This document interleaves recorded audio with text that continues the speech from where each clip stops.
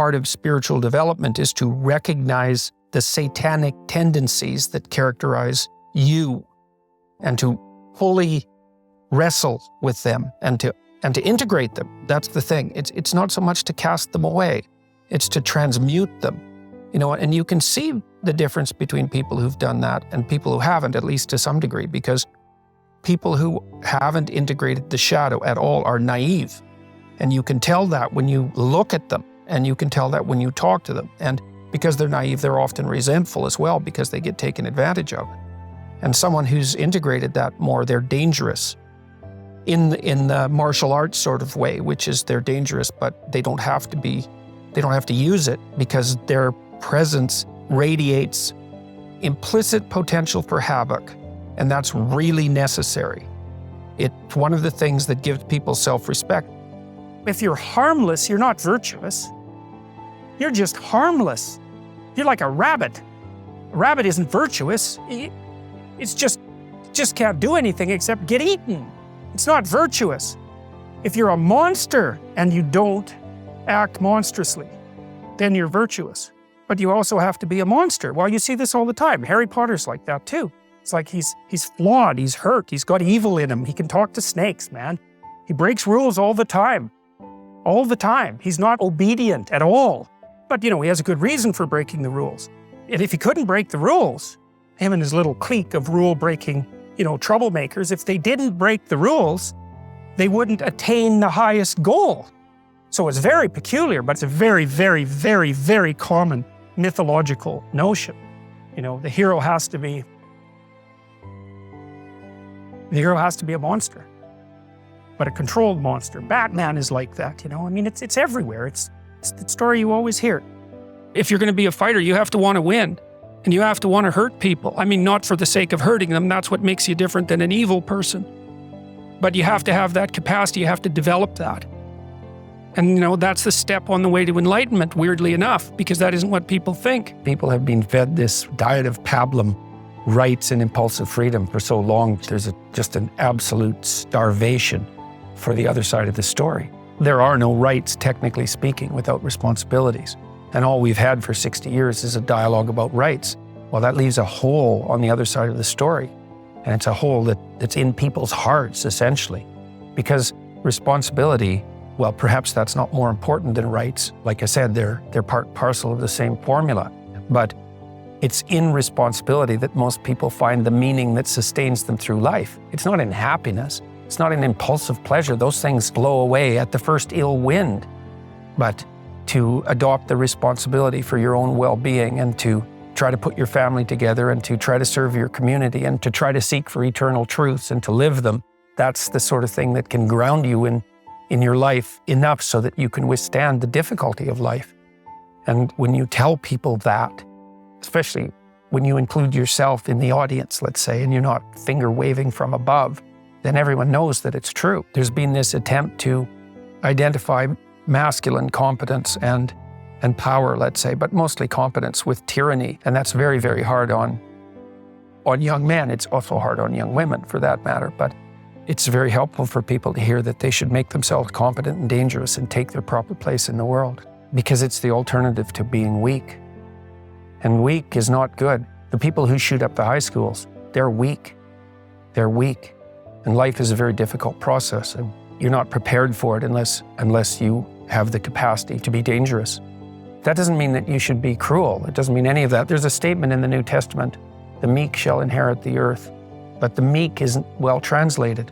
It means something more like, those who have swords and know how to use them but keep them sheathed will inherit the world. That's a way better way of thinking about it. You have to be powerful and formidable and then peaceful, in that order. Right?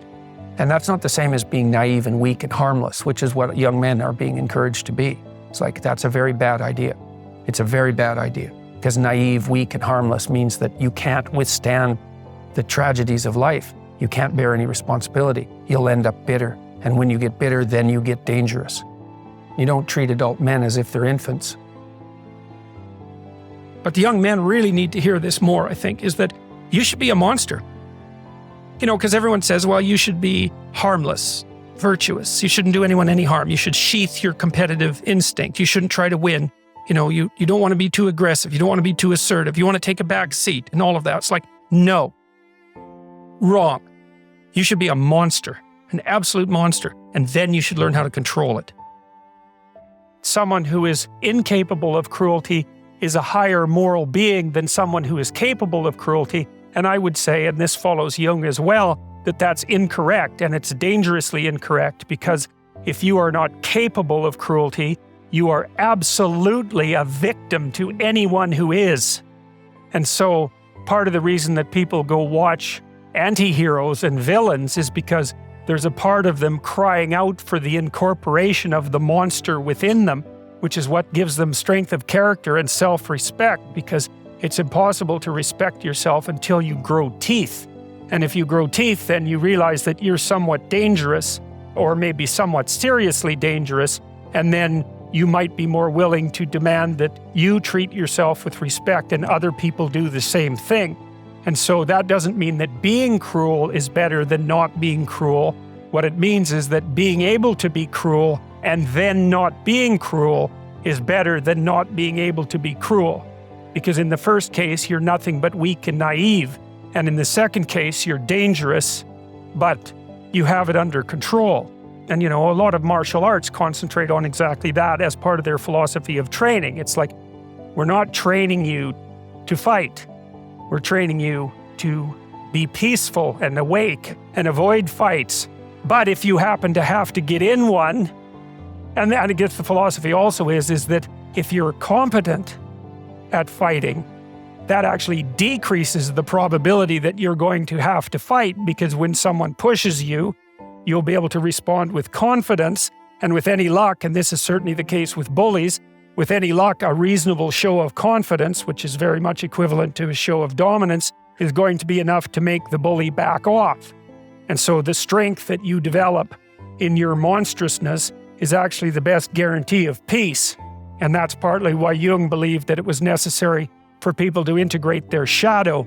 And he said that was a terrible thing for people to attempt, because the human shadow, which is all those things about yourself that you don't want to realize, reaches all the way to hell.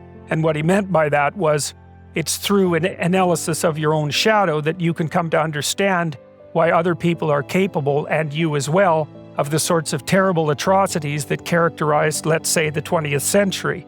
And without that understanding, there's no possibility of bringing it under control.